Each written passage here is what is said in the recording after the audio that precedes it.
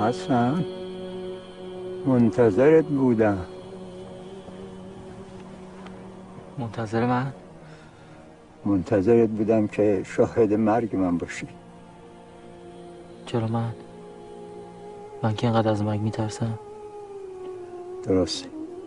اگه به کودکی در تاریکی شکم مادر بگن که بیرون از اینجا دنیایست پر نور، با کوههای بلند، دریاهای مواج، دشتهای وسیع، باغهای زیبای پر از گل، جویهای جاری از آب روان، آسمان پرستاره، خورشید تابان، ماه درخشان، و تو با شگفتی‌های فراوانی روبرو میشی، ولی تو در تاریکی میمانی.